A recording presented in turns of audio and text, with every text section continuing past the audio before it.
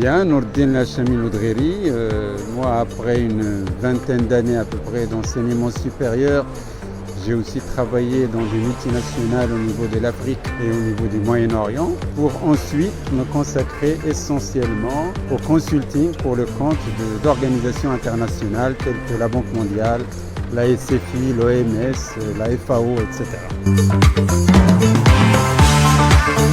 Bien, ce livre en fait est le fruit d'à peu près 4 années de travail, mais qui en réalité résume ma modeste expérience de la vie pratique, à la fois ici et ailleurs, avec le titre Quo Vadis, cette interjection latine qui veut dire où vas-tu? Et c'est pour cela que pour peut-être expliciter, j'ai mis un sous-titre qui est un essai sur le devenir collectif. Alors pourquoi essai comme genre littéraire? Parce que bon, ce n'est pas un roman, ce n'est pas un ouvrage académique, c'est un essai. Un essai est un croisement de différentes disciplines parce que s'interroger sur notre devenir invite à croiser la sociologie, le droit, l'économie, la science politique, la psychologie, etc. Alors où va-t-on? C'est une bonne question. Disons que dans cette démarche, j'ai essayé d'utiliser comme fil conducteur le bien-être.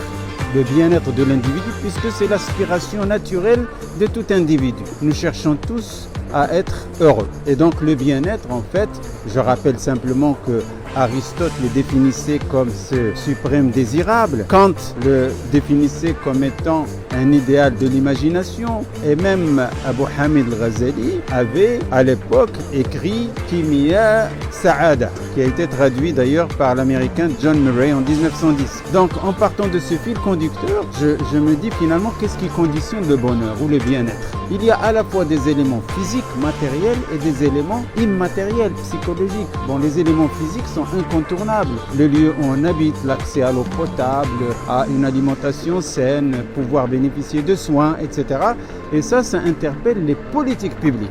De la politique publique de l'urbanisme jusqu'à la politique publique de l'éducation, en passant par la santé. La dimension immatérielle et psychologique, c'est que chacun de nous a une perception de lui-même et il donne de l'importance à sa propre perception par autrui. Donc, le regard qu'autrui pose sur nous est important. Et c'est pour cela que dans cet essai, je soulève le problème de l'inclusion. Parce que comme disait Michel Serres, quand on parle d'inclusion, ça veut dire qu'il y a des gens qui ont été exclus. L'analphabète, le handicapé, l'enfant des rues, le détenu libéré et non inséré, la minorité religieuse, etc. En second lieu, le bien-être dépend aussi du regard que pose sur nous quelqu'un qui est entre guillemets différent. Et c'est pour cela que l'ouvrage aborde le rapport à l'altérité. Bon, le stéréotype, c'est l'ouvrage de Samuel Huntington, Sira al-Hadarat, The Clash of Civilizations, mais j'essaie de montrer que finalement, cet ouvrage qui a été critiqué par Georges Kolm, le Syrien, qui a été critiqué par Abdelwahab Maddeb, le Tunisien, en fait, cet ouvrage pour moi est une invitation à mieux connaître autrui.